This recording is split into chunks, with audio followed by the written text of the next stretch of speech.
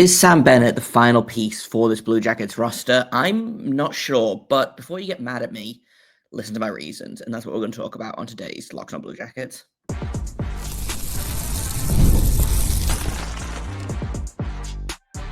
You're Locked On Blue Jackets, your daily podcast on the Columbus Blue Jackets, part of the Locked On Podcast Network, your team every day. Hello, welcome to Locked On Blue Jackets, part of the Locked On Podcast Network, your team every day. I am, as always, your host, Jay Foster, here to give you the good, the bad, and the ugly about your favorite team and mine, the Columbus Blue Jackets. Before we get things started, I want to thank everyone for making this your first listen of the day every single day. Locked On Blue Jackets is free and available on all podcast platforms and over on YouTube. Now, this episode will likely upset some people, I think. I am going to talk about Sam Bennett, and whenever I do episodes like this, like a peek behind the curtain, I almost always have an opinion before starting to record, right? Like when I did the Fabro versus Provorov episode, like I had an opinion going in that I preferred Fabro over Provorov, and I was like, well, maybe I'll change my own mind through the course of recording, right? And so I'd like this happens a lot if it's a question about like, well, should the Blue Jackets go get Mitch Marner? Should the Blue Jackets go and get this guy? Should they trade this guy? Blah, blah, blah, you know? So that's another one of these episodes where I kind of have an opinion going in, which is that I'm not sure Sam Bennett is the final piece for this team, but I am willing to change my own mind, right? Because sometimes as I'm talking things through, sometimes as I am reasoning through my arguments, I am like, oh, actually, no, I'm going to correct myself here, right? So this might end up being one of these episodes, but I am going to start out by saying that this is in no way me saying that I don't think Sam Bennett could be good on the Blue Jackets, right? I think he would be good on the Blue Jackets. I just don't know that that's the move that makes them into a competitor, right? And we'll go through some of the reasons why, and I'll talk about some of the reasons I do like Sam Bennett, some of the reasons I don't like Sam Bennett, and so on and so forth. And I think here's the thing. My first argument here is that Sam Bennett is undeniably a playoff performer, right? Or is he? I err on the side of yes, despite the fact that this playoff season seems to be somewhat of an outlier for him in terms of the fact that he is just scoring at an astronomical rate, right? Like he's shooting 22.5% right now. He's got 15 goals in 22 games, 22 points in those games. Last season, when they won the Cup, he had 14 points in 19 games. The season before that, he had 15 points in 20 games, right? So that's about his average. He's got 78 career points in 106 career playoff games, 40 goals in 106 playoff games. 15 of them have come this season.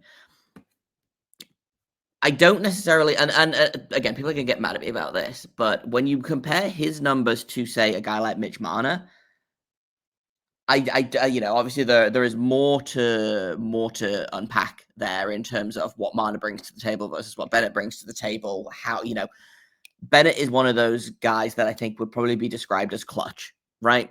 You need a big goal. He scores a big goal. He scores a lot of goals. He's scoring a lot of goals this postseason. The problem is I don't know that he shows up in the regular season as much as the Blue Jackets would need him to for the amount of money that he's going to get paid, right? Like his career high in points was this season, and he had 51 points in 76 games. Like he's got 4 straight 40-point seasons, 2 straight 20-goal seasons. He had 28 goals a few years back, his first full season with the Panthers, but like this is a 40 to 50 point player, right? Yes, playoffs. I understand the playoffs are important, but when I look at the numbers and I look at the amount of money that Sam Bennett is likely going to command going somewhere that isn't Florida, because here's the thing is he's going to take less money to stay in Florida. He likes it there. The team is good. Ostensibly, the team is going to be a competitor, at least for the next few years, I would say. I don't know that their window is just starting to open. They're pretty solidly in the middle of their window, but I would say they've probably got, 3 years minimum before they start to decline. He could sign for 8 years in Florida as well, unless there's some kind of sign and trade situation that goes on. That means he can sign for 8 years somewhere else. And we don't like to talk about it. We're going to talk about it. The income tax situation. He will make more money by earning less in Florida, right? And I don't have the exact numbers on board, but basically him signing an 8x8 contract in Florida will net him more money than signing a 10x7 contract somewhere else, or even an 11x7 contract somewhere else, right? That's just how the math works. And I don't have the exact numbers on hand, but $10 million is a lot of money to pay for a 50-point regular season player. The Blue Jackets are not a shoe-in to make the playoffs, right? And I understand the arguments, and I don't mean to keep comparing him to Marner, but I think there's a really interesting comparison to be made there, right? One of them is undeniably an incredible regular season player that has this narrative that he can't make it work in the playoffs. The other guy is performing in these playoffs, and therefore that's more important than the 80 games before that. And on the one hand, I do kind of get that. On the other hand, the Blue Jackets need players that will help them get to the playoffs, and then they can figure out the playoffs, right? This team is not going to go from not making the playoffs this year to cup final next year, right? And if the Blue Jackets were one minor piece away, I think Sam Bennett could be great on a team like the Hurricanes, right? Who have consistently been a team to make it to the second or third round and have fallen short there.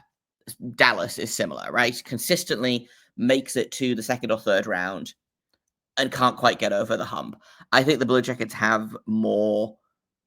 They're not there yet, obviously, right? They haven't made the playoffs in 5 seasons, made big strides this season. Hopefully, they're going to make strides again next season, be a playoff team. But I don't know that Sam Bennett is the piece to add this offseason. Just from a pure, but he's great in the playoffs perspective, right? And we talked about this with Dylan Tyre on on last week's Saturday episode of Locked on Blue Jackets. The team was like, I would love this team to add someone with a little bit of bite in the top 6, and Sam Bennett, he does that. He is a polarizing figure, let's say, because you can't talk about his goals without talking about the fact that there have been a handful of incidents in this postseason, last postseason, I think the postseason before that even, that have been, him towing the line. And I feel like that's a generous way to put it. Is he going to get the same leeway on a different team? And I don't tend to buy the refs are biased towards one team, the refs are biased towards another team, because I think the refereeing and the Department of Player Safety is mostly just kind of incompetent. But I don't know that Sam Bennett will be Sam Bennett on any other team, because I think the Panthers are built in a way that kind of says F you to the other teams, right? Like years and years ago, Steve Dangle talked about the punk test, right? And it's going toe-to-toe. At the time, it was when the Boston Bruins were big and mean and everything. And he talks about, if you go toe-to-toe with the Boston Bruins, you pass the punk test. If you let them bully you, you failed the punk test. And I think the Florida Panthers are, they're handing out the punk test in the playoffs at the minute. And so far, teams are losing. The Oilers have tried to do that and failed. The Oilers have been at their most successful in this playoff run when they play their own game and don't. I'm going to say stoop to the Panthers level, and that's not quite what I mean. But when they play their game, they're way better at it because they're not playing the Panthers game, right? And I think Sam Bennett thrives in a situation like that. And I don't know that the Blue Jackets are built like that. Could they be built like that if they go out and acquire a player like Sam Bennett? Possibly. Let's take a quick break, and then we'll talk about that in just a second here on Locked on Blue Jackets. First, I'm going to tell you about Monarch Money. Do you ever check your bank account and wonder, where did all your money go? Between dining out, online shopping, entertainment, it is super easy to lose track. That's where Monarch Money comes in. They're your personal CFO, giving you full visibility and control over your finances. And they're not just a budgeting app either. It's a complete financial command center. You can track all your accounts, investments, and spending in one place, so you can stop just managing your money and start building wealth. I had a friend come and stay this weekend. We did that. We went out. We did a lot of dining out. We went to a lot of cocktail places. Monarch Money got real mad at me about it, and but the good news is they have figured out a way to streamline the rest of the month. So the fact that I've blown my entire budget in one weekend doesn't matter. Monarch can help me figure out how to stretch the money that I have left until it hits July 1st, right? And you don't have to juggle multiple apps either. You can use Monarch to check your finances, track spending, and even plan long-term goals. Do what I did. Take control of your finances with Monarch Money. Use code LOCKEDONNHL at monarchmoney.com for 50% off your first year. That's monarchmoney.com, code LOCKEDONNHL for 50% off your first year. Welcome back to Locked On Blue Jackets. We're talking about Sam Bennett today, whether he's the answer for the Blue Jackets, and I am still leaning towards no, right? I think he is a player that can help a team that, okay, here's the thing. If Sam Bennett was a UFA next year, probably I would be all over it, right? Because I feel like there's a disconnect between where the Blue Jackets are now and what Bennett brings to the team, right? And I don't know that paying $10 million a year for a player when you might not make the playoffs is the move, right? I don't think Sam Bennett is a player that helps the Blue Jackets make the playoffs. I think he's a team player that helps them when they get there, but I don't know that he is a player that you can spend $10 million on for him to get 50 points in the regular season. And I get the argument the other way for people saying, well, you can't spend $14 million on Mitch Marner for him to disappear in the playoffs. But Mitch Marner is undeniably an incredibly good regular season player, and hope is obviously either that he'll figure it out in the playoffs, or B, he'll help the team get to the playoffs, and the depth will figure it out. Sam Bennett is a player that is really, really good at a couple of things. One of them is scoring goals. The other is winding the other team up. He's very good at both of those things, right? In the playoffs, especially. I wonder if, and I've talked about this on the podcast kind of a little bit before, are there players on the team already that can become a Sam Bennett type, right? And sometimes I'm like, yeah, absolutely. And sometimes I'm not so sure, but I'm not sure that Bennett is going to be worth the money. I also don't know that Bennett's going to be available, right? I know that there's been a lot of conflicting reports that were kind of thrown around this weekend. Someone saying that an extension was basically done, and then someone else being like, actually, they haven't talked in weeks. They're playing in the final at the minute. They'll figure it out. And then someone else being like, well, people are pretty sure that he's staying in Florida, but, teams are preparing offers just in case he does hit July 1st without a contract. Because that, and that's the other thing is, once it hits July 1st, he can only sign for 7 years in Florida as well. So it's in Florida's best interest, if they want to lock him up, to do that before July 1st. So probably, the Stanley Cup could ostensibly be handed out, tomorrow? Is that the next game? The day after? It's going to be done by the end of this week, either way. So I would imagine that is going to be first order of business, is going to be figuring out the Sam Bennett situation. So he might not even be available for the Blue Jackets, but I just don't know that he brings to the table. Okay, no, that's incorrect. What he brings to the table is something that the Blue Jackets need. I just don't know that they need it right now in this offseason. I think that there are other things to focus on. Sam Bennett is, like I said, Sam Bennett is a fine player. He's not particularly defensively minded. He is shockingly good on the penalty kill, but at 5-on-5 defense, he's a little bit lost. Obviously, you're not picking him up to play defense necessarily, but he doesn't really create as much of his own offense as I would have thought, right? He's fine. I think he is scoring at an astronomical rate in these playoffs, and I think that's probably biasing people a little bit. I think the fact that he has managed to bully like 8 separate playoff opponents in the last 2 years in 8 different rounds is probably biasing people a little bit. But I just don't know that. Like, the Blue Jackets have Mathieu Olivier. And I don't know that Mathieu Olivier can score in the playoffs at the same rate as Sam Bennett, but I think he does do a lot of the same things. Now, Sam Bennett obviously outscored Olivier this season. Mathieu Olivier had about 30 points, I think it was. He had 32 points in 82 games, right? 18 goals, which I believe was actually more than Bennett had in the regular season. No, that's a lie. I'm lying. Bennett had 25 goals this season. Again, 51 points in 76 games is better than 32 points in 82 games, right? But you're paying $3 million a year for Mathieu Olivier going forward. You're going to pay $10 million for Bennett. I feel like you can not to like moneyball it, but I do feel like you can almost replace him in the aggregate, right? Like, you don't need to go out and get Sam Bennett. I think you can go out and get a player with a little bit of an edge. You can go out and get a player that adds some goal scoring. And then everyone goes nuts about like the intangibles that he brings, but I feel like you can find all of the things that Sam Bennett does in a different player, and you won't have to pay $10 million for the next 7 years for a guy like Sam Bennett. I don't think he's worth that much money.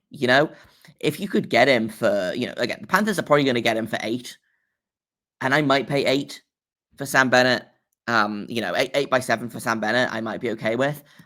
He's younger than he's always younger than I think he is. He's only 28 years old, so he's going to be 36 at the end of his contract, which is not like terrible. But I do wonder, and again, here's the thing. If you sign him to that contract and you keep winning, everything is fine, right? If you sign him to that contract and he falls off, but the team keeps winning, it's fine. If you sign him to that contract and the team falls off and he also falls off, that's a problem, right? Like, I don't think this is going to happen, but if the Panthers fall apart next year and they're paying Sam Bennett $10 million to, score 10 goals, that might be a problem. If he scores 10 goals and then they make it to the playoffs and he goes Super Saiyan again, like, then obviously they're going to be fine with that, because the team that is consistently in the Stanley Cup Finals, because it's their 3rd straight year, a team that is consistently in the Stanley Cup Finals can afford to pay someone $10 million to be a playoff guy, right? I don't think, I keep coming back to this, I don't know that the Blue Jackets are in that position. Might they be in a couple of years? Sure. But Sam Bennett's available right now. He's not going to be available next season or the season after. And so I think Blue Jackets need to focus on getting to the playoffs first and then going from there. Because if they can get to the playoffs this season, get to the playoffs next season, then they can be like, right, okay, now we know what we're missing in the playoffs. Because here's the thing, you don't know how you're going to do in the playoffs until you get there, right? And again, there are some guys that just turn into monsters in the playoffs. Again, I think I talked about this a couple episodes ago, but like, I remember that one monstrous playoff series that Brian Bickle had for the Blackhawks I think it was 2015. I'm going to pull his numbers up real quick. But like, and he signed a huge contract off the back of that. Not like huge for the time, but Brian Bickle had, where is it?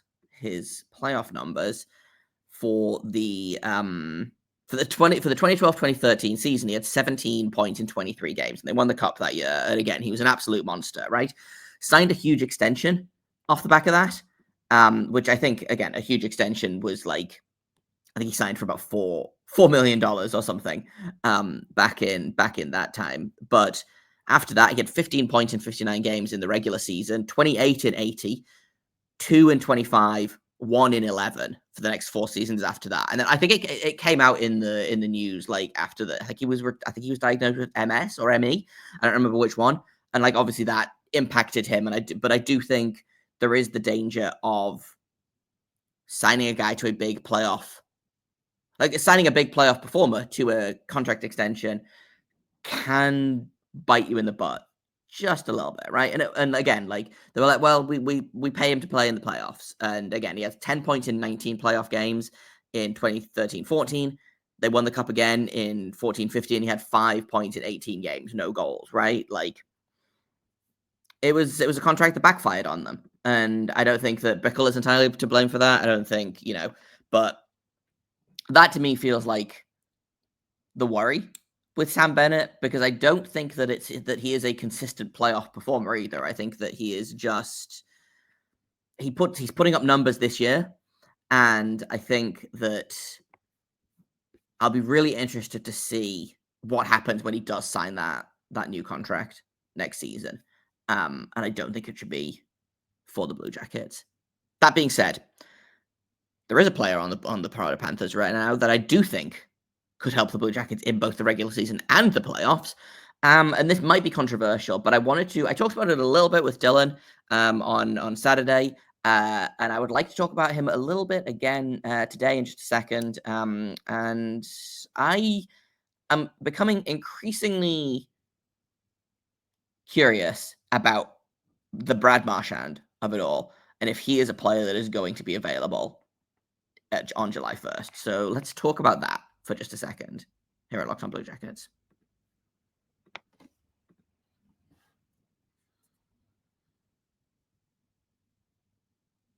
Welcome back to Locked On Blue Jackets. We've talked a lot about Sam Bennett and whether or not he is a player that could be a good piece for these Blue Jackets going forward. And I think he could be a fine piece for the Blue Jackets going forward. I just don't know if he's the piece that they want to add right now. Here is an interesting name, though, that I had kind of disregarded as a player that has declined and, was like, honestly, I thought he was going to retire a Boston Bruin. I was shocked when they traded him. He was injured for a lot of this year. Obviously, he's fully healthy now. Brad Marchand has 20 points in 22 playoff games for the Panthers this season, and has been just a complete nuisance nightmare for the Oilers especially, but basically for the Maple Leafs as well. He has been just a demon, and it's been really fun to watch.